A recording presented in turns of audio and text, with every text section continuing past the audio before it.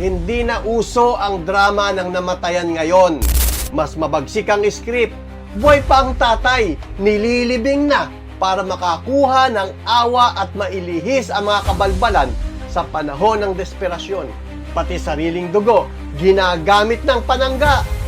Ito ang tunay na kahulugan ng salitang traidor. Anak na walang konsensya, ama ginagawang panangga para lang matakpan ang nakawan. Welcome sa bagong level ng kabulastugan, Sara Duterte Edition.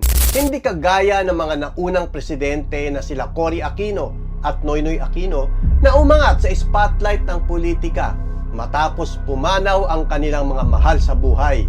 Isang bagay na malapit sa puso ng mga Pilipino. Kaya nasuri ang kanilang kakayahan bilang leader. Ibang-iba ang drama ngayon. He's not in the mood. Nagbigay na siya ng kanyang mga huling habilin. Sabi niya kung saan daw siya mamatay, doon daw siya i-cremate. Oh. Okay, so sabi niya Nakalungkot naman yan. Oo.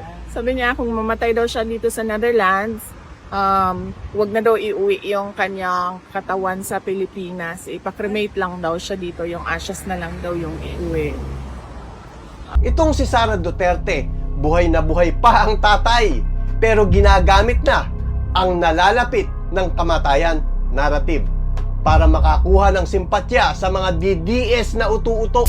Si Zimmerman mismo ang nagsabi na itinigil na ang pag-inom ng gamot dahil kaya pa ng katawan niyang labanan ang sakit. At least he said that he was no longer taking any meds. Oh, it's okay, yan. It's okay.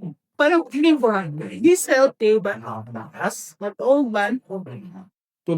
Pero itong si Sara, daig pa ang scriptwriter sa teleserye.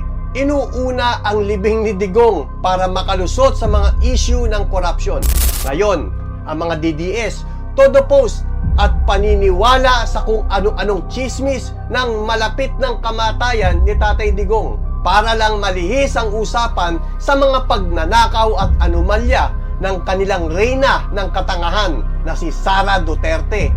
Promotor ng kabulastugan, imbes na protektahan ang sariling ama, ginagamit pa si Digong para makalusot sa lahat ng katarantaduhan ginawa niya sa kaban ng bayan. Salaula kung salaula, anak na traidor, tatay ang panangga para mailigtas ang sarili sa mga krimen.